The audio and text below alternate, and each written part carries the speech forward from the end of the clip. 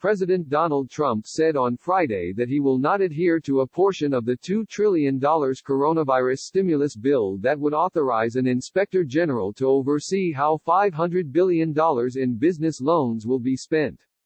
In a statement released early Friday evening, Trump announced that he had signed into law the Coronavirus Aid, Relief, and Economic Security or CARES Act, a relief package aimed at mitigating some of the economic fallout caused by efforts to allay the spread of COVID-19. That bill also establishes a Special Inspector General for Pandemic Recovery (SIGPR) within the Treasury Department to audit and investigate $500 billion in loans for large businesses. In his signing statement, Trump said that this provision raises constitutional concerns, adding that his administration would not comply with such an official's request for documents. I do not understand, and my administration will not treat, this provision as permitting the SIGPR to issue reports to the Congress without the presidential supervision required by the Take Care Clause, part of Article 2 Section 3 of the Constitution that states a sitting president shall take care that the laws be faithfully executed. This seems to suggest the administration believes it is the president's duty and not that of an inspector general to ensure the funds are distributed as the law intends. The Special Inspector General, as authorized within the bill, would be able to request information from government agencies and report on failures to comply with those information requests.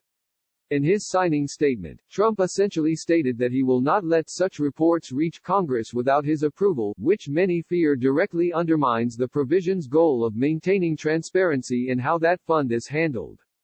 The $500 billion loan program was the biggest point of contention between Democratic and Republican lawmakers throughout the relief bill's negotiation process. Democrats called this a slush fund that would give Treasury Secretary Steven Mnuchin broad authority to disburse the funds as he saw fit. The IG provision was intended as an accountability effort to alert Congress if the Trump administration was not complying with auditing measures. It was also meant to help ensure the president and his family did not directly benefit from the emergency funds through their businesses. The addition of this transparency language was what ultimately swayed some Democrat senators to vote for the bill. The bill also establishes a congressional oversight panel to examine the IG's reports. Trump also said that he would not adhere to a second provision of the bill that would grant some congressional committee consultation for expenditures made by the State Department, Department of Veterans Affairs, and U.S. Agency for International Development (USAID). These provisions are impermissible forms of congressional aggrandizement with respect to the execution of the laws, Trump's statement reads. The broader coronavirus relief package also guarantees direct cash payments to many adult workers, expands unemployment insurance, and provides $367 billion in loans to small businesses. But it was the inclusion of a $500 billion corporate loan program, which includes a guaranteed $50 billion for the airline industry, that proved a key sticking point in the bill's negotiation. Earlier this week, Democrats blocked a version of the package that they said did not contain strong enough oversight over that fund. As Vox's Emily Stewart reported, most Americans also backed some form of guardrails on those corporate bailout funds, such as ensuring that companies receiving bailout funds commit to not laying off workers. Last week, more than 3.3 million people filed for unemployment, shattering the previous record of about 700,000 claims in 1982. Without oversight of how the funds would be allocated, what's to stop an airline from using its bailout money to give its CEO a bonus instead of paying its workers? Stewart wrote, or to prevent a major hotel chain from laying off workers while engaging in stock buybacks?